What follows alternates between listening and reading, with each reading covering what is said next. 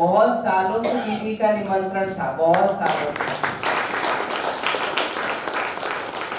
जोरदार तालियां, तालियों में कमी नहीं होना चाहिए, तालियां मधुबन तक पहुंचनी चाहिए, परमधाम तक बाबा के पास भी पहुंचनी चाहिए।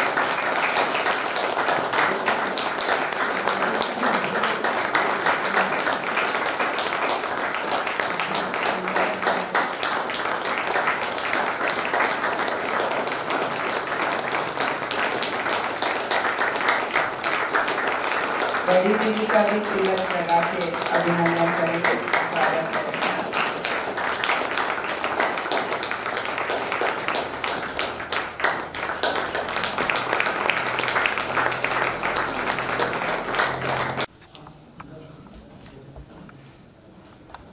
बाबा की वाणी आप सभी ने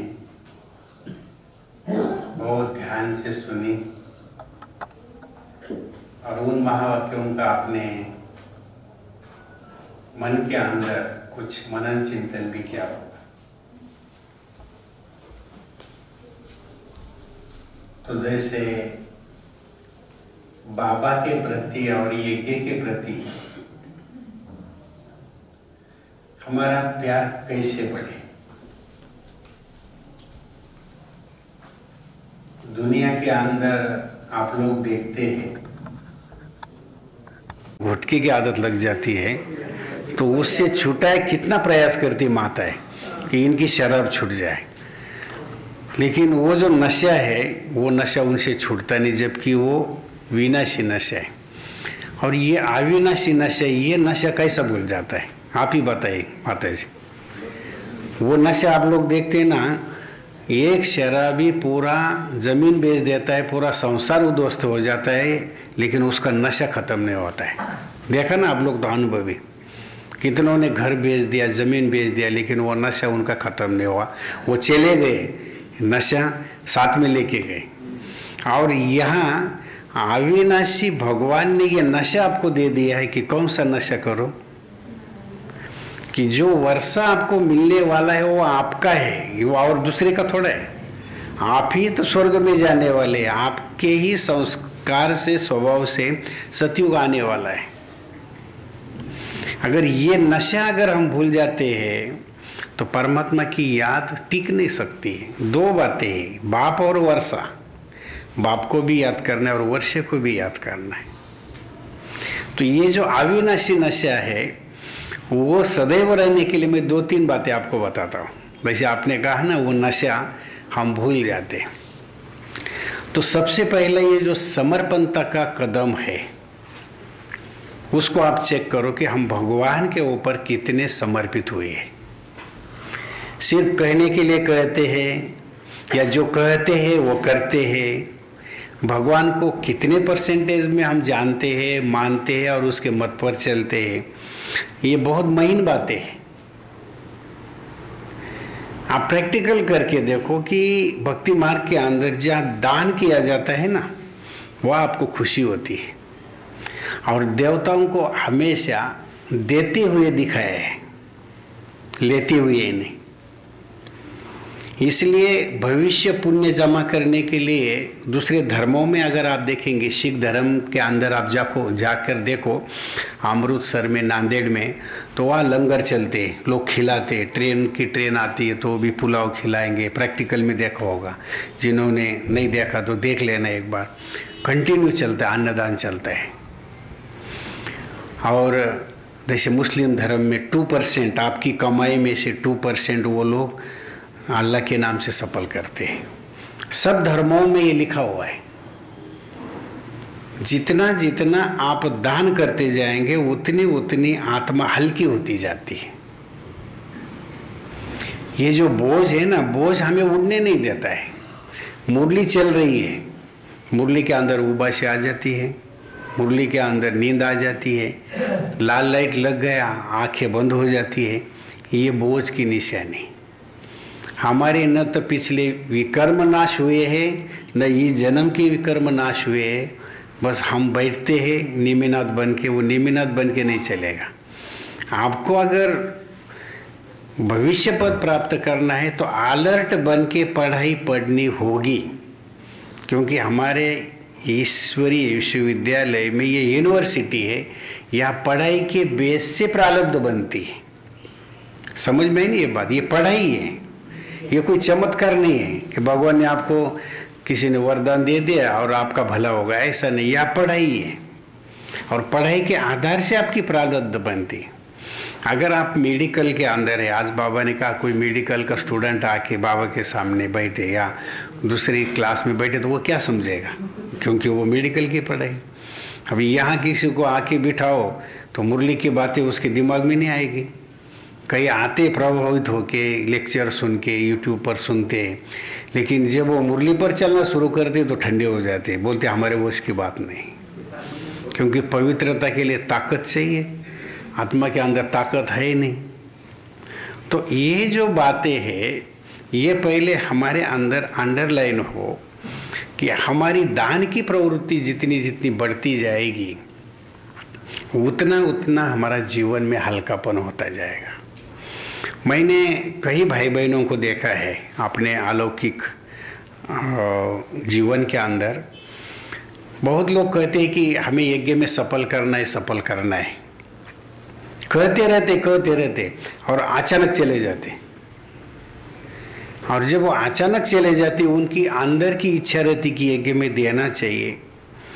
ऐसे 2-3 उदाहरण हमारे सामने। एक मैं एग्जाम्पल आपको सुनाता हूँ। कोरोना काल में वह विराट नगर, वो दीदी ने हमको ये अनुभव सुनाया किचन में।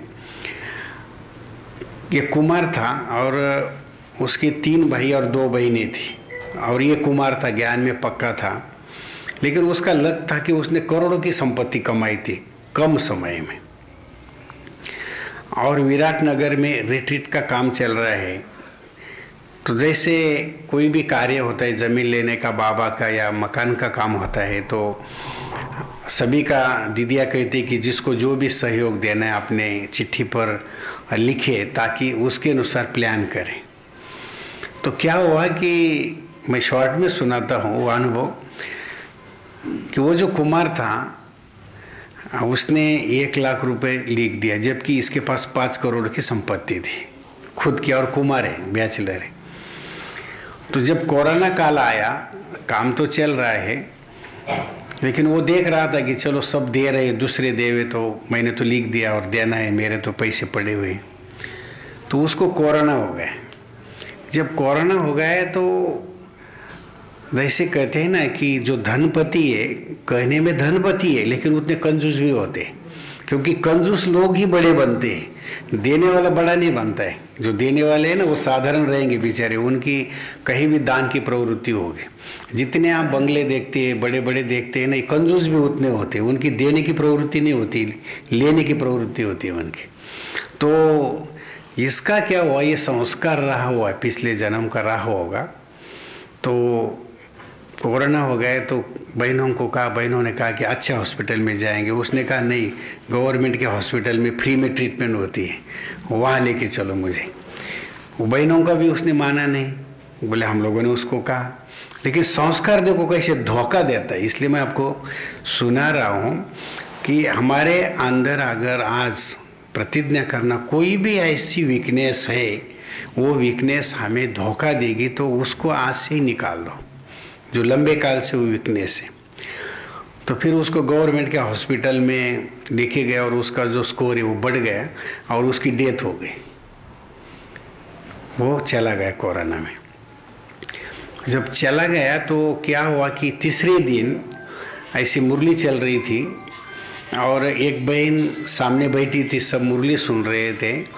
तो वो जो आत्मा है, वो जो कुमार की जो आत्मा है, वो उस बहन के शरीर में आ गई। वो आत्मा उसके शरीर में आ गई और मुरली चलते हुए वो जो बहन है वो आके धीरे धीरे आई और ऐसी जैसी कुर्सी है ये आके बैठ गई। तो बहन जी ने मुरली बंद किया, समझ में नहीं आया ये मुरली में से आके इधर कैसे बैठ गई। लेकिन आपको पता है कि कोई सोल अगर दूसरी आती है तो उसका हाव भाव बदल जाता है, क्योंकि उस बॉडी में डबल सोल हो जाती है। तो जहाँ आके बैठ गए तो बहन जी ने पूछा, तो उसने कहा माइक दे दो। वो बहन जी ने कहा माइक दे दो। फिर माइक लिया क्योंकि वो कुमार की आत्मा थी, ये बहन की तो आत्मा उस समय उसकी सत्ता नहीं थी, उसकी उस पर सत्ता थी। तो कहा कि मैं बहुत बड़ी जीवन में गलती किया और मैं जब से शरीर छोड़ा तब से मैं रो रहा हूँ, मैं फलानी फलानी आत्मा बोल रही। वो तो सब समझ गए, जैसे बहन जी भी समझ गए और सब समझ गए। तो कहा कि जब से मैंने शरीर छोड़ा तब से मैं रो रहा हूँ, तो मेरे संबंधियों को बुला लेना। तो उसके जो भाई थे, बहनें तो दूर रहती है लौकिक में, तो भाइयों को तो बुलाए तुरंत। भाई आ गए, घर में दुख का तो ऐसे माहौल था। तो तब तक वो आत्मा गई नहीं जब तक वो भाई नहीं आए। तो उस आत्मा ने वो भाइयों को कहा कि ये जो मेरे 5 करोड़ बैंक में है, इसमें से आधा आप लोग बांट लो और आधा यज्ञ में दे दो। क्या बोला सबके सामने? 5 करोड़ में से 2.5 करोड़ आप 5 लोग ले लो और 2.5 करोड़ यज्ञ में दे दो। मैंने बहुत बड़ी गलती किया, मेरे 1 लाख भी नहीं लगे। मैंने जबकि 1 लाख लिखे थे देने के लिए, वो भी नहीं लगे। और मैं अचानक चला गया, मेरी जिद के कारण को हो, मेरी कमजोरी के कारण को हो, मैं तो चला गया। अभी मुझे शरीर तो मिल नहीं सकता है, लेकिन मैं बहन जी के शरीर में आके ये बात सबके सामने कह रहा हूँ। तो जब सारा सुन रहे, परिवार भी बैठा था, लौकिक वाले भी बैठे थे, तो वो भाइयों ने कहा ठीक है। उस समय सबने सुना भी। और जब वो आत्मा चली गई बोल के, उसने ये कहा कि जब तक आप यज्ञ में नहीं लगाएंगे तब तक मैं भटकता रहूँगा, शरीर धारण नहीं करूँगा। क्या कहा? मैं शरीर धारण नहीं करूँगा, मैं भटकता रहूँगा, क्योंकि मेरा सारा जो मोह है उस धन में अटका हुआ है कि वो धन सफल होना चाहिए। तो हुआ क्या कि जब ये लोग भाई लोग, 3 भाई लोग थे, घर गए, बहनों को बुला, बहनें भी आई थी, बहनों को बुलाया। तो जब आपस में बात किया तो उनका मन बदल गया। उन्होंने कहा कि भाई इतने आधे कैसे दे देंगे, पैसे कम थोड़ी है, 2.5 करोड़ उनको दे और 2.5 करोड़ आप ले ले। तो बहन जी को भी, बहन जी ये तो बहनें नहीं मान रही है, हम लोग इतना तो नहीं देंगे, 50 लाख दे देंगे। तो हम कोई मांगने वाले थोड़े, भगवान को जिसका लगाना है वो गरीब माता का 10 रुपये लगा देगा। वो 10 लाख नहीं चाहिए उसको, वो 10 रुपये चाहिए, क्योंकि भगवान को भी देना होता है। ये सब राइट है ना। तो ठीक है, बहन जी ने कहा जितना देना है आप दे दो। हमने तो कुछ बोला नहीं, बोला तो आपके ही भाई ने बोला है, हमको तो पता ही नहीं था ये क्या हो गया। तो जब बात हो गई तो वो जो बहनें थी, उनके जो पति थे, उनको मन में ज़्यादा लालच आ गई, क्योंकि यहाँ तो 50 ही देना है और बाकी इतना पैसा। तो उन्होंने कहा नहीं, बहनों का भी हक बराबर होता है भाइयों के बराबर। उनके जो पति है उन्होंने उनको भड़काया, बहनों को कहा कि नहीं तुम अपना हक बराबर कर ले लो, क्योंकि वो तो अकेला था, वो तो चला गया, तो इनको हम ज़्यादा क्यों दे, बहनों का भी हक भाइयों के बराबर होता है ना। तो बहनें भी बदल गई, बहनों ने के भाइयों को कहा कि नहीं हम सभी को बराबर चाहिए। फिर उनका आपस में झगड़ा शुरू हो गया। और उस झगड़े के कारण हुआ क्या कि वो मानने के लिए तैयार नहीं, उन्होंने केस कर दिया। वो जो बहनें थी उनके पतियों ने इनके ऊपर केस कर दिया। आज कोरोना होके कितने साल हो गए? 2018 में आया था ना, कितने साल हुए? 2018 में हुआ ना, अच्छा 20 में आया था, हाँ 2020, 5 साल हो गए। तो 5 साल हो गए, वो केस डाला हुआ है, वो केस चल रहा है, पैसा वैसा कि वैसा पड़ा हुआ है। भाई जी को हमने पूछा तो अभी भी आए थे, बोले नहीं वो पैसा वैसा कि वैसा, और उनके झगड़े चल रहे हैं। अभी आप लोगों को मैंने अनुभव सुना, आप सोचो कि आपको लगता है कि मेरे बच्चे का मेरे से प्यार है, पत्नी का प्यार है, पिता का प्यार है, कोई किसी का प्यार नहीं, सब स्वार्थ के नाते है। इस घटना से आप देखो कि कम से कम चलो नहीं तो तुम आपस में तो बांटो। यज्ञ तो मांग नहीं रहा था, भगवान ने तो मांगा नहीं था, लेकिन तुम आपस में भी वो पैसा नहीं ले पा रहे और वो पैसा वैसा कि वैसा पड़ा है। इसको क्या कहेंगे भाई लोग? क्या कहेंगे? कर्मों की गुह्य गति आप देखो कि जब तक आप है तब तक आप सफल कर सकते हैं, बाकी आप जाने के बाद एक 5 पैसा ही कोई देता नहीं, ये समझ लो। और उस समय आप जब इस शरीर से आउट ऑफ बॉडी होते हैं तो 13 दिन तो सभी देखते हैं। एक लॉ है आत्मा का कि 13 दिन तो आत्मा सब कुछ देख लेती है। जब क्रियाक्रम उसका पूरा हो जाता है तब अगली यात्रा के लिए जाती है। तो उस समय आत्मा पश्चाताप करती है। पश्चाताप ये करती है कि संगम युग पर स्वयं भगवान ने मुझे ऑफर किया था कि तुम अपना तन मन धन मेरे हवाले करो, मैं तेरी जिम्मेवारी लेने के लिए तैयार हूँ। लेकिन मैंने भगवान को समझा नहीं। वो जो है जैसा है गुप्त रूप में कैसा कार्य कर रहा था उसको मैंने समझा नहीं। मैं देव के संबंधियों में, लौकिक के संबंधियों में, उसके मोह में, उसमें ही फंसती रही। ये मेरा है, ये मेरा है। लेकिन आज मैं देख रही हूँ कि जब मैं इस संसार से चला गया तो ये तो सारे मेरे जाने का इंतजार कर रहे थे कि ये आरती को जल्दी उठाओ और शमशान में लेके जाओ। आपने कभी कभी मैं योग में बैठता हूँ कि दूसरों के जाने का जैसे हम साक्षी होके देखते हैं, तो अपने शरीर का हम देखें कि जब मैं इस संसार से चला जाऊँगा, जो आज बहुत कहते हैं कि आपका मेरे से बहुत प्यार है, क्या वो उस समय आपके बॉडी के पास आता है? वो तो दूर से हाथ जोड़ के चला जाता है। वो तो डर रहा है। उस समय जब पैसा था, धन था, तो बहुत कहते थे बहुत प्यार है, बहुत प्यार है, और अभी तो नज़दीक आने के लिए डर रहा है। तो कहाँ गया आपका प्यार? उनका प्यार कहाँ गया? तो देह और देह के संबंधी सिर्फ लेने देने तक, व्यवहार तक आपसे जुड़ी हुई है। थोड़ा उनसे न्यारे हो जाओ, फिर वो असली प्यार की रंगत आपको समझ में आएगी। इसलिए भगवान कहता है इस संसार में मेरे सिवाय अनकंडीशनल लव करने वाला कोई भी नहीं। अनकंडीशनल लव कोई भी नहीं, कितना भी सगा हो, कितना भी हो। इसलिए बाबा ने इस संगम युग पर ये बहुत बड़ा गोल्डन चांस दिया हुआ है कि बच्चे तुम मेरे ऊपर बलिहार हो जाओ। और इसका दृष्टांत महाभारत के अंदर है कि द्रौपदी की रक्षा श्री कृष्ण ने कब की। आप लोगों ने सीरियल देखा होगा कि जब उसका वस्त्रहरण हो रहा था, उसकी साड़ी जब वो दुर्योधन खींच रहा था, तो उस समय श्री कृष्ण साड़ियाँ दे रहा था। लेकिन हो क्या रहा था कि वो जो साड़ियाँ है वो उसको लपेटना तब शुरू हुआ कि जब उसने हाथ छोड़ दिया। यहाँ जो हाथ पकड़ कर रखा था कि अभी तू ही मेरे पति भी मेरी रक्षा नहीं कर सकते, उसने दोनों हाथ छोड़ दिया। और जब तू कहा तो वो जो साड़ी वो लपेटना शुरू हो गई। जब उसको ये भान था कि मैं, मेरे पति मुझे बचा सकते हैं, तब तक श्री कृष्ण भी मुस्करा रहा था कि देखो ये कब तक आपनों को याद करती है और वो आपने कब तक आते हैं। कोई भी नहीं आया, वो भी प्रतिज्ञा में बंधे हुए थे पांडव भी। और जब उसने कहा कि नहीं अभी अंतिम तू ही है, तो वो साड़ी उसको लपेटना शुरू हुई। आप वो दृष्टांत देखना, वो हमारा यादगार है। याद करने के बाद ही कि जब आप कहेंगे कि बस बाबा तू ही है, इस संसार में कोई भी नहीं, तब वो तैर लेगा आपको, तब वो आपको सच्चा प्यार करेगा, पलकों पर बिठा के ले जाएगा।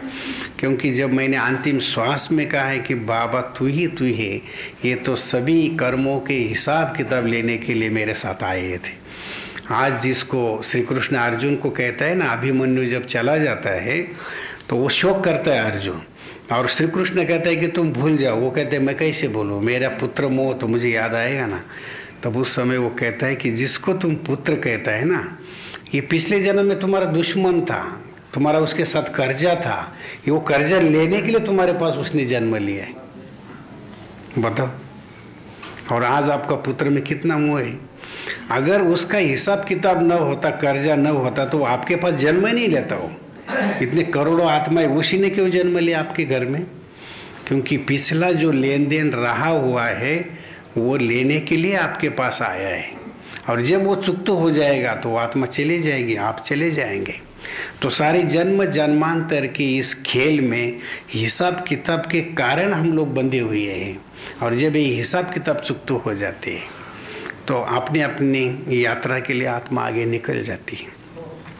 तो हम इस खेल को समझे साक्षी होके कि अपने जीवन की जो अंतिम यात्रा है, उस अंतिम यात्रा में सिर्फ बाबा की मुरली, बाबा के महावाक्य हमें याद आए। तब मैं कहूँगा कि हमारा जो संगम युग है हमने सचमुच सफल किया।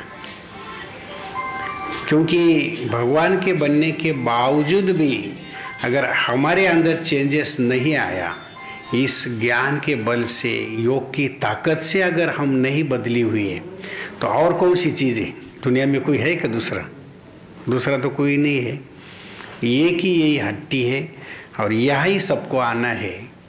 इसलिए बाबा के बच्चे समय के पहले समझदार बने, क्योंकि बाबा ने बार बार इशारा भी दिया है कि आपको जाना भी अचानक है, परिवर्तन भी अचानक होना है, घटनाएं भी अचानक होनी है, सब कुछ अचानक ही होना है।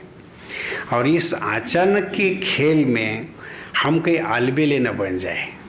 अभी हम अलबेले बन गए, सभी रियलाइज करते हैं ना। पहले मैंने कहा कि सबके लिए टाइम है, लेकिन यहाँ आने के लिए टाइम नहीं, यहाँ आने के लिए बहाने हो जाते हैं कि हमें ये है वो है, और पेट मांगता कितना है। कहीं के हमारे यज्ञ के अंदर इतने हैं कि बस पूरा टाइम यज्ञ में देते। अभी रिटायर हो गए, पेंशन चल रहा है, आराम से रहे, बस सेवा करो, बाबा का मैसेज दे दो। आज की भी जो वाणी बाबा की, क्या चाहिए। और कई के और फंस जाते। लौकिक के अंदर माताओं को विशेष देखा हुआ है कि कहती कि अभी बहन जी हम लोग जब शादी हो जाए ना लड़की की, बस फ्री हो जाऊंगी, मैं सेवा करूंगी। जब पहले जितना टाइम मिलता था, शादी होने के बाद और डबल टिबल बिजी हो जाते हैं। फिर उनका लौकिक वालों का करो, उनको बच्चे होते हैं उनको संभालो, पूरी जिंदगी आपकी उसमें चली जाती। जब बचपन में थे तो माँ बाप के पास रहे, माँ बाप कहते थे तुमको बाहर नहीं जाना है, वहाँ भी बंधन, तुमको ये नहीं करना है वो नहीं करना है। शादी हो गई, पति का बंधन, सास ससुर का बंधन। फिर बच्चे बड़े हुए, उनको इतना बड़ा किया, उनकी शादी हो गई, उनके बच्चों को संभाला। आप थोड़ा सोचो कि आपने अपने लिए कितना टाइम दिया जिंदगी में। हाँ, बिल्कुल टाइम देते नहीं हम, और फिर भी फंसते ही जाते हैं। इतनी दलदल है कि उसमें हम फंसते ही जाते हैं, हम निकल ही नहीं पाते। तो आज से थोड़ा इस बात को रियलाइज करेंगे। अपना टाइम भी हो गया है। दीदी ने कहा कि आगे प्रोग्राम भी है अपना, जो गेस्ट आने वाले हैं, तो हम आपको कल तक है मिलेंगे और मिलते रहेंगे। मधुबन में आप लोग जब आएंगे सेवा में तो ज़रूर हम आपको वहाँ भी मिलेंगे। ओम शांति।